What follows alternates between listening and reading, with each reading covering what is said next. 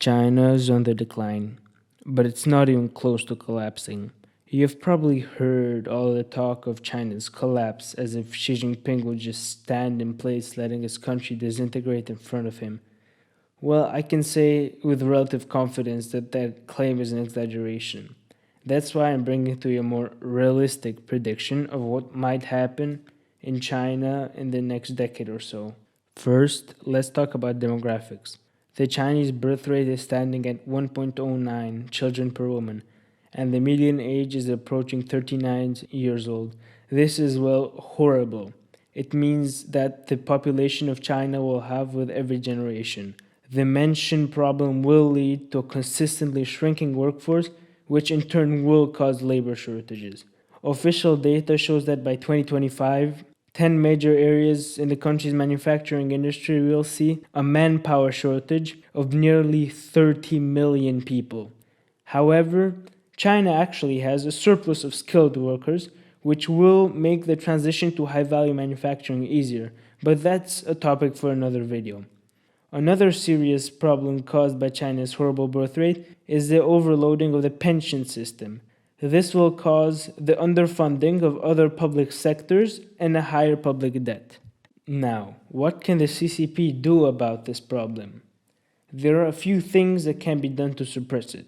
The authoritarian government will probably implement extensive pro-natalist policies and may also introduce a temporary work immigration system, and also probably make the not so politically popular move of, well, increasing the retirement age. Seeing as Xi and his comrades do not really care about ethics, I would not be surprised to see China increase the retirement age to well over 70. This will buy the CCP some time to focus on some of their other problems.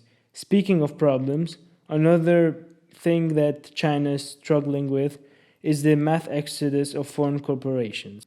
China is no longer the cheapest place to produce goods. In the past 10 years, wages have grown by 262%. This, coupled with the increasing hostile diplomatic relations with the US, makes it so that companies do not see producing in China as a valuable option anymore. That's why you see huge corporations like Apple announcing their plans to diversify their supply chains away from the Asian giant. However, when discussing this issue, geopolitical strategists fail to mention the solid domestic industry that the Chinese were able to build.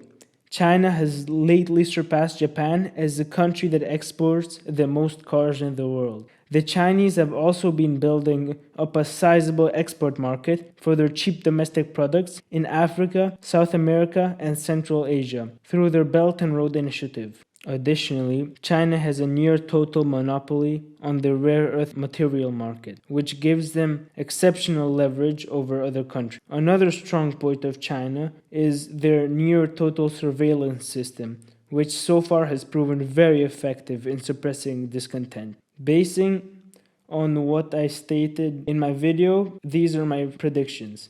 The CCP will go into full damage control mode. They will move away from low-cost to more value-added manufacturing. China's GDP will stop growing and even start declining over the next 10 years. The exodus of foreign corporations will cause a decreased demand for labor, which will dampen the labor shortage. However, it will further decline China's GDP. Keep in mind that this video is grossly oversimplified. A lot of subjects that I could have went into deeper, I didn't because of time constraints.